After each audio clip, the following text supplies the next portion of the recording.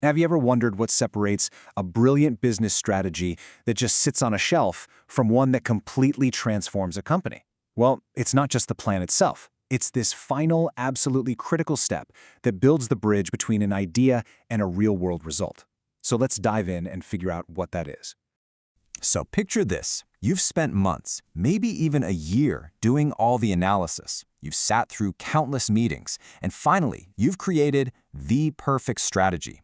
I mean, on paper, it's a masterpiece, the vision is totally clear, the goals are bold, but then it has to face reality.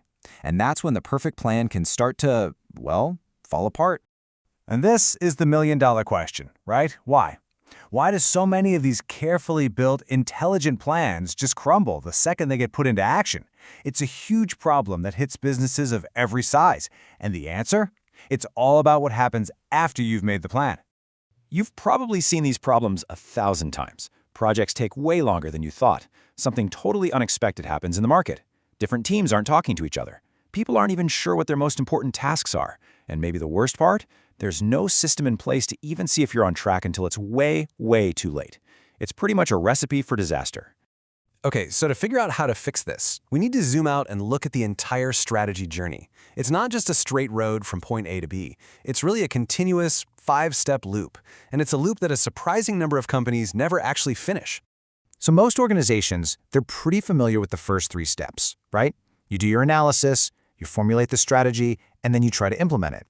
But the real magic, the part that actually stops the plan from failing, is in those final 2 stages, monitoring and control. This is where your plan stops being a static document and starts being a living, breathing guide. So, it all kicks off with formulating that big picture, business-level strategy. This is the stuff from week 6. Basically, how are we going to compete in the marketplace? And from there, we drill down, we build out the functional level strategies. You remember this from week 7, where every single department, marketing, finance, you name it, they all create their own mini plan to support the main goal. And then comes implementation. This is the moment, that crucial bridge from all that planning to actually doing stuff in the real world. This is where things get tricky, and it perfectly sets the stage for the most important part of this whole process. So, how do you navigate all the turbulence of the real world once your plan takes off? Well, you need a pilot's dashboard. You need a system that's giving you real-time feedback, letting you see what's happening, and allowing you to make those critical adjustments while you're in the air. And that solution, that pilot's dashboard, it's right here. It's what we've been building up to, looking at the material from week 9, those final crucial stages of monitoring and control. This is the secret sauce that so many businesses are missing. So what does this actually mean in plain English? Well, strategic monitoring and control is basically the ongoing process of keeping an eye on your progress, checking to see if the world has changed and your original assumptions are still valid, and then, making tweaks to stay on course. I love this analogy. A strategy document? That's just a map. It shows you where you want to go. But strategic control? That's you in the driver's seat, with your hands on the steering wheel, your eyes on the road, watching for traffic, and ready to take a detour if you need to. But here's the key. This is not just a job for the CEO or the top executives. For this whole thing to really work, you need total accountability.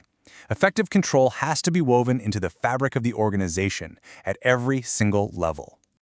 And this is where this idea of responsibility centers becomes so incredibly powerful. Basically, each part of the business becomes responsible for a specific metric. So the production department, they're a cost center. Their whole focus is efficiency, cost per unit. The sales team, they're a revenue center, totally focused on hitting income targets. And this scales all the way up to an entire division of the company, which acts as an investment center. They're judged on the ultimate metric, return on investment, or ROI. What this does is create this amazing web of accountability.